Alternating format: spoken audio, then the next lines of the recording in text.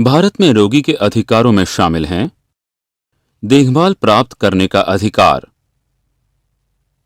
उम्र, लिंग, जाति, धर्म या भुगतान के क्षेत्र से परे है।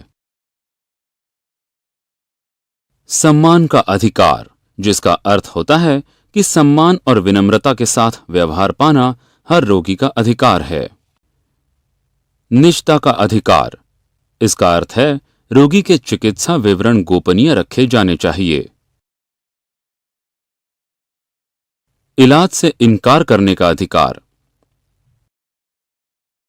इसका अर्थ है कि रोगी इलाज कराने से इनकार कर सकता है।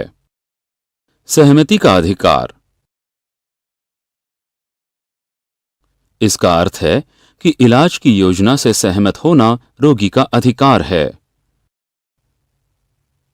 हस्तांतरित किए जाने और देखभाल जारी रखने का अधिकार, इसका अर्थ है कि दूसरे अस्पताल में स्थानांतरित किए जाने के लिए कहना रोगी का अधिकार है। शिकायत का अधिकार का अर्थ है अस्पताल में उपलब्ध कराई जा रही सेवाओं की शिकायत करना रोगी का अधिकार है।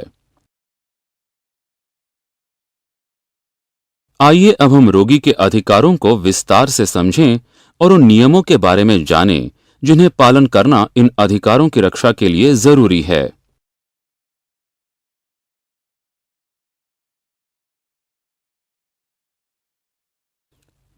यदि रोगी अस्पताल में भर्ती होने का फैसला करता है तो उसके जाति प्रजाति, पंथ, लिंग, धर्म, राष्ट्रीयता या भुगतान का स्रोत चाहे कोई भी हो, उसे समान उपचार प्राप्त करने का अधिकार है।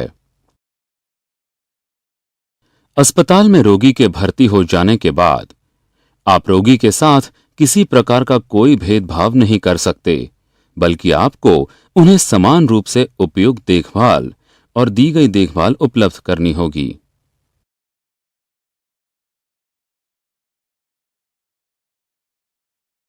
अस्पताल द्वारा रोगी के धार्मिक और सांस्कृतिक भावनाओं को ध्यान में रखा जाना चाहिए। अस्पताल में भर्ती सभी रोगी के साथ समान रूप से सम्मान के साथ व्यवहार किया जाना चाहिए।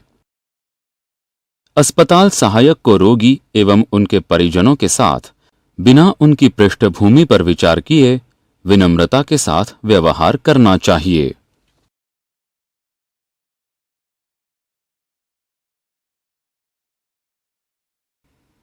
रोगी को उपलब्ध कराई जाने वाली मेडिकल हिस्ट्री और चिकित्सा योजना रोगी के निजी विवरण माने जाते हैं।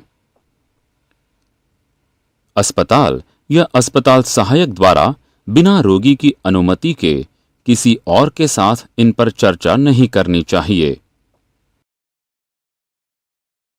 अस्पताल द्वारा रोगी की मेडिकल हिस्ट्री और उसके डायग्नोसिस को गोपनीय रखना चाहिए।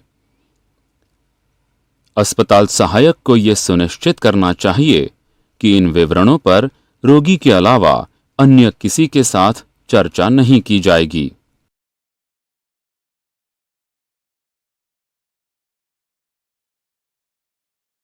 यदि रोगी को उसके लिए निर्धारित रोग निदान या चिकित्सा योजना पसंद न आए, तो उसे इस बात की स्वतंत्रता है कि वो इन्हें नहीं चलने दे।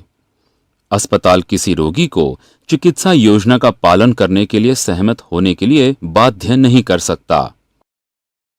अस्पताल सहायक के रूप में आपको रोगी के निर्णय का सम्मान करना चाहिए।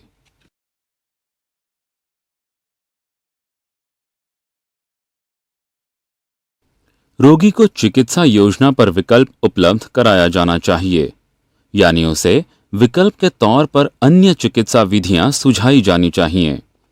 अस्पताल द्वारा चिकित्सा योजना तभी जारी किया जाना चाहिए जब रोगी उसे दिए गए विकल्पों में से चयन कर ले। रोगी की सहमति के बिना कोई निर्णय नहीं लिया जाना चाहिए।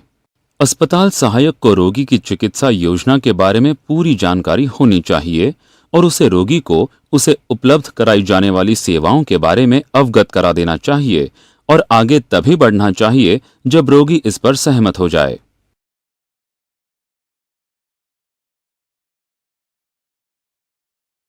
रोगी को उपलब्ध कराई जाने वाली सेवाओं से रोगी असहमत होकर उसे बंद करा सकता है और वो किसी अन्य अस्पताल में स्थानांतरित किए जाने का अनुरोध कर सकता है।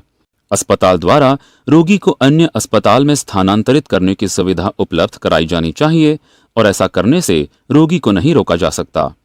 अस्पताल सहायक को रोगी के साथ सहयोग करना चाहिए। यह सुनिश्चित करना चाहिए कि स्थानांतरण के दौरान रोगी को कोई असुविधा न हो।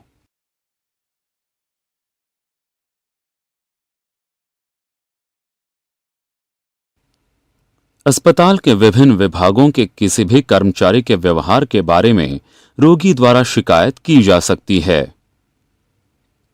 रोगी को किसी भी कर्मी द्वारा उसे उपलब्ध कराई जाने वाली किसी भी सेवा के लिए शिकायत करने का अधिकार प्राप्त है। अस्पताल ये सुनिश्चित करेगा कि रोगी की शिकायत दर्ज कर ली गई है और शिकायत दूर करने के लिए जरूरी कदम उठाए गए हैं। यदि आपके खिलाफ अस्पताल सहायक के रूप में शिकायत की गई है तो आपको इस पर अपनी सफाई देनी होगी और रोगी को संतुष्ट करने के लिए सुधारात्मक कदम उठाने होंगे।